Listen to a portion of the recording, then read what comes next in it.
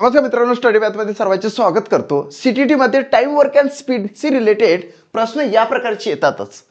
40 व्यक्ति 30 दिनों में 200 किलोग्राम चावल खाते हैं, तो कितने दिनों में 30 व्यक्ति 500 किलोग्राम चावल खाएंगे? ऑप्शन तुमच्या पुढेच आहे मित्रांनो। बघा याचं आन्सर कसं द्यायचं आपण। सर्वप्रथम तुम्हाला सांगतो की याचं आन्सर येते जर भागिले तर मध्ये। आता जर मध्ये काय आहे की 40 व्यक्ती 30 दिवसामध्ये 200 किलोग्राम चावल खातात।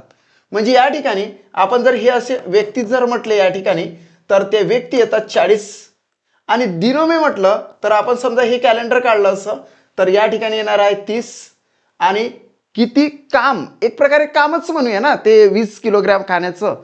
सो या ठिकाणी याला आपण जर असं वर्क म्हटलं तर ते आले 200। आता या तिघांचा करायचा गुणाकार मल्टिपल बाय डिवायडेड बाय करायचं, हे झालं जर। आपल्याला तर घ्यायचं आहे, तर मध्ये काय येणार आहे तर कितने दिनों में म्हणजे हे जे दिवस आहे तिथं आपण व्हॉट करूया, इकडे गुणाकार आणि इकडे गुणाकार करू। 30 व्यक्ती आहे तर व्यक्तीच्या खाली व्यक्ती लिहू आणि या ठिकाणी काम म्हणजे 500 किलोग्राम चावल खाण्याचं, म्हणजे या ठिकाणी करूया 500। मित्रांनो एवढं केल्यानंतर ज्यावेळेस प्रत्यक्षरित्या त्या ठिकाणी काम दिलेलं असते त्यावेळेस त्या कामाचं काय करावं लागते, व्युत्क्रम करावा लागतो, म्हणजे इन्व्हर्स करावं लागते ॲट फर्स्ट।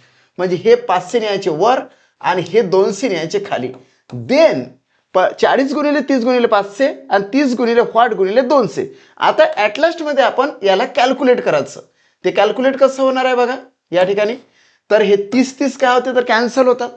त्याच्यानंतर 40 एक 40, 40 पंचे होतात 200, 5 एक 5 आणि इथं 5 एक 5 आणि हे 2 शून्य म्हणजे 100 होतात। याचा अर्थ असा की 100 दिवसामध्ये 30 व्यक्ती 500 किलोग्राम चावल खाऊ शकते। सो प्रॉपरली आन्सर आहे 4। चेक करूया, it's a right answer of this question. जर का तुम्हाला माझा व्हिडिओ आवडला असेल तर आपल्या मित्रांमध्ये शेअर करा, या व्हिडिओला लाईक करा आणि स्टडी बाय चॅनलला सबस्क्राईब करायला विसरू नका। थँक्यू।